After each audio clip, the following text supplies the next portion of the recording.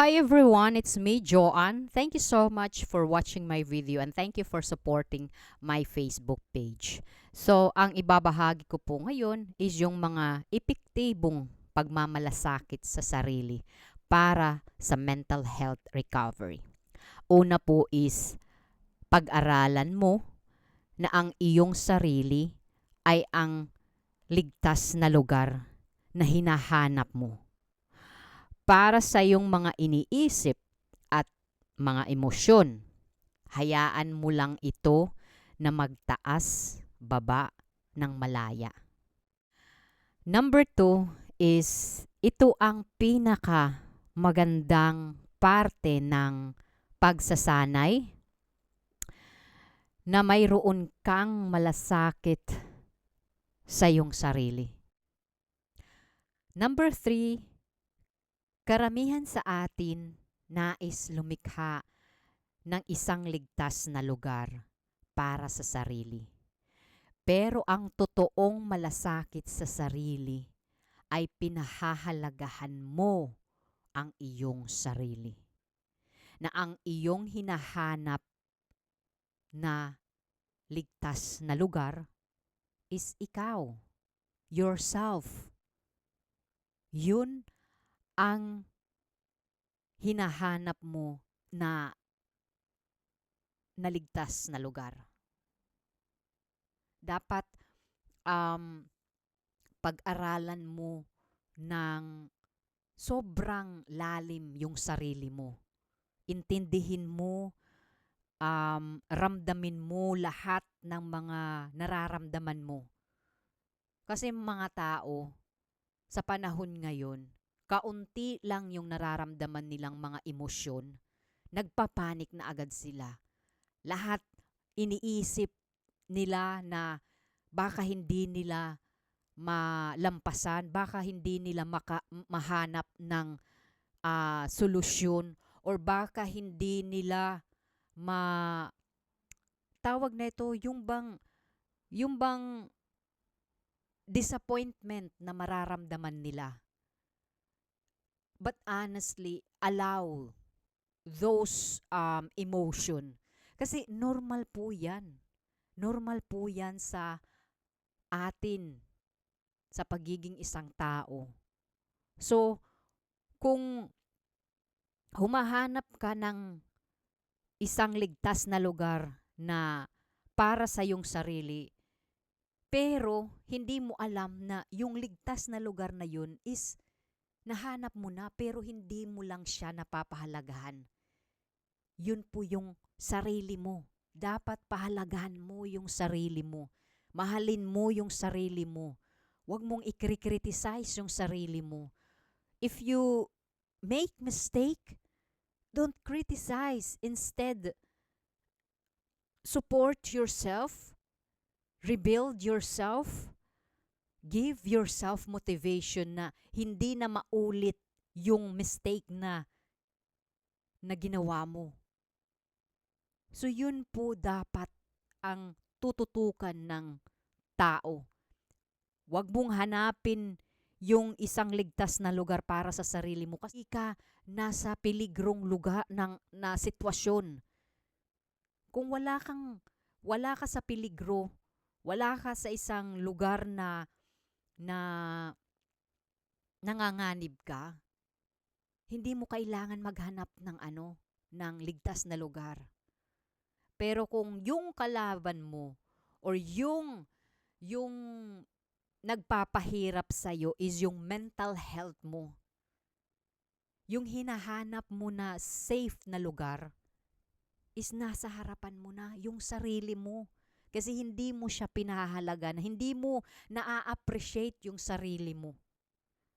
Yung mga ginagawa mong best para maka-survive sa pang-araw-araw. Yung ginagawa mo yung best mo para magpatuloy sa buhay kahit marami kang nararamdamang mga sensasyon, marami kang nararamdamang physical, maraming pumapasok na mga negative sa yung isipan. But you just keep on moving. Allow that. Yung hinahanap mong ligtas na lugar is yung sarili mo. You just have to open your eyes. Number 4 is pinahihintulutan mo ang iyong intrusive thoughts or yung mga negatibong iniisip na pumapasok sa iyong kaisipan at hinahayaan mo lang ito na daman yung pagtaas ng yung pagtaas ng mga sintomas, yung pagtaas ng intrusive thoughts mo, yung mga iniisip mo. Kasi tumataas 'yan. Kapag tumataas yung yung mga sensasyon na nararamdaman mo, yung mga sintomas na nararamdaman mo, tumataas din po yung mga negatibong iniisip ng isang tao. Pero kung hahayaan mo lang ito po'y dumadaan lang. At ito din po ay kusang nawawala. So, yung pinakaligtas na pamamaraan is hayaan mo lang. Ramdamin mo ang bawat sensasyon, ang bawat sintomas na iyong nararamdaman. Kasi alam mo naman na wala kang sakit. Alam mo naman na okay ka. Alam mo na may anxiety ka.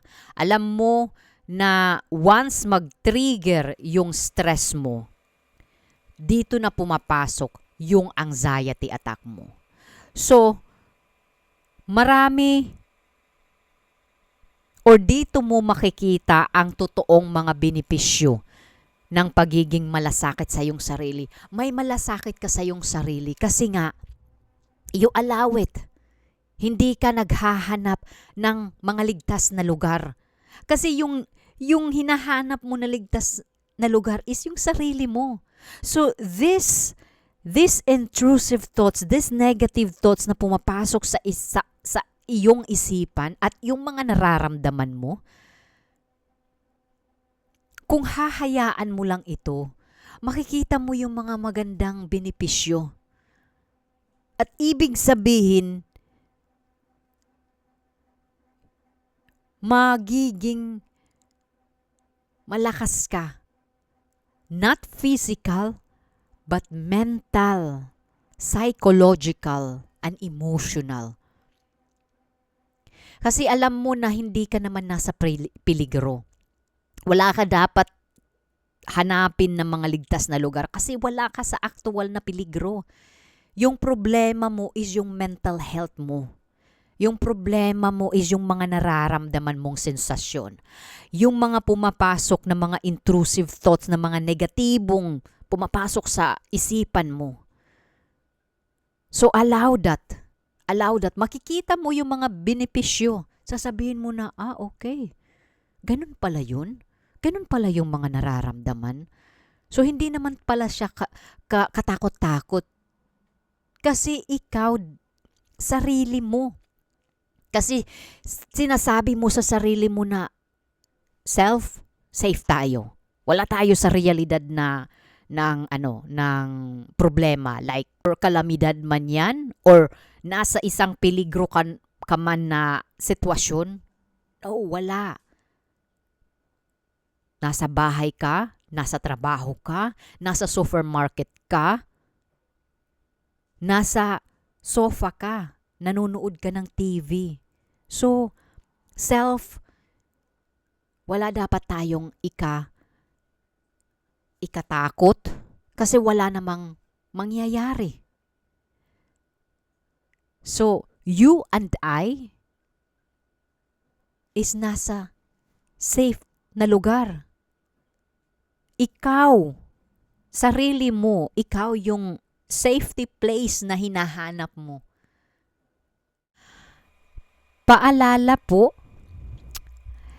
ito po ay isang pagsasanay. Dapat mong sanayin yung sarili mo. Ito ay mas magiging madali kung gagawin mo ito araw-araw at habaan ang pasensya para sa iyong recovery, sa iyong mental health. Kailangan mong sanayin yung sarili mo kung papaano mo maibabalanse yung mga emotion na nararamdaman mo. It's okay if you feel sad, if you feel angry, if you feel lonely, if you feel happy. Allow that emotion. Huwag mo siyang lalabanan. Kasi something like you are fighting against the reality. Yun kasi yung realidad eh. Nakakaramdam ka ng sakit, nakakaramdam ka ng takot, nakakaramdam ka ng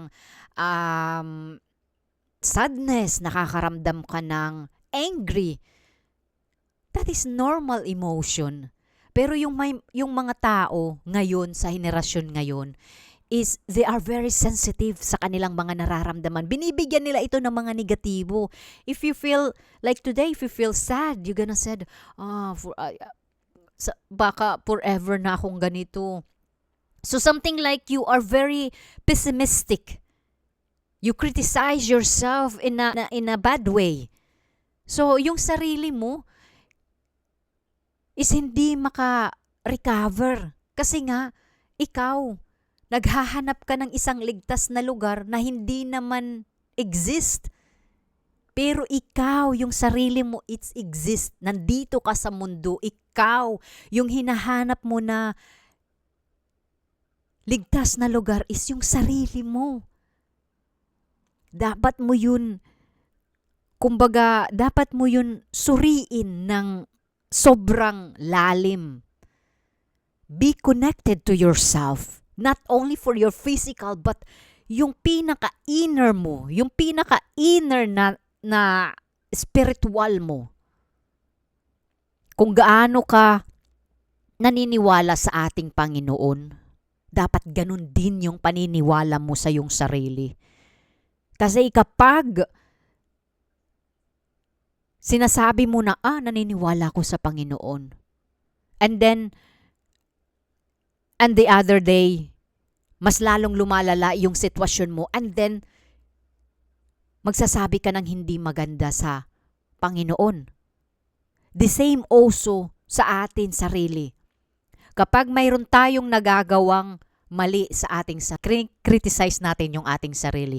Pinapanish natin yung ating sarili. Kumbaga, you are very hard to your own self. Pero sa ibang mga tao, you give them, how can you call it? You appreciate them, you love them, you give them motivation. Pero yung sarili mo, hindi mo ina-appreciate yung sarili mo. Pero mas na-appreciate mo yung ibang tao. Ang hinahanap mong safe place or yung safe na lugar is nasa harapan mo na. Yung sarili mo, ikaw.